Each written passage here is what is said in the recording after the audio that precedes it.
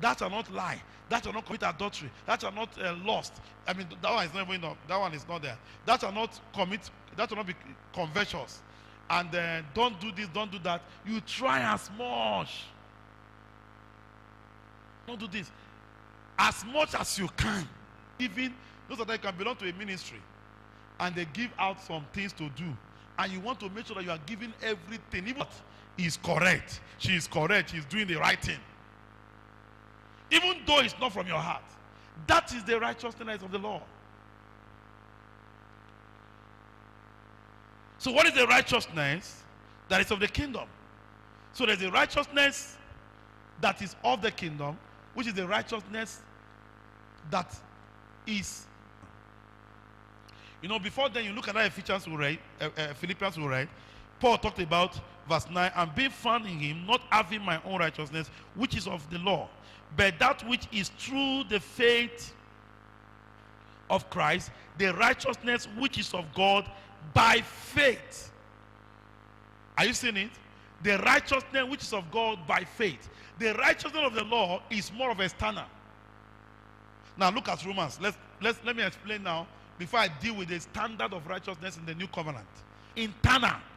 Definitely it will flow externally. From Romans 3 verse 21. Of God through faith in Jesus Christ to all and on all who believe, for there is no difference. Now look at verse continue. For through faith to demonstrate his righteousness, because in his forbearance God has passed over the sins that were previously committed. To them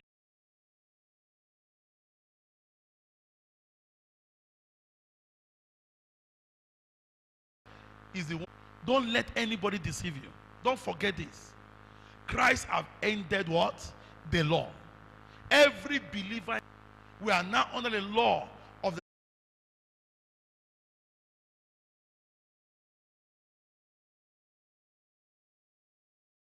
Bible says Abraham, even though he has not seen that, he believed God, what God has said.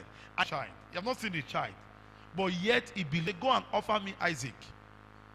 He went and offered Isaac, believing that God, according to Hebrews chapter 11, that God is able to raise up Isaac from the dead, the cross, for the sin of mankind, offer the one-time sacrifice, the once and for all. And immediately he did that, he secured our deliverance from the flesh. Can I tell the truth? The law of God, actually, don't commit adultery, don't tell lie, don't do this, it's good. Romans 7 says the law of God is good. But the problem is that it is sin in man.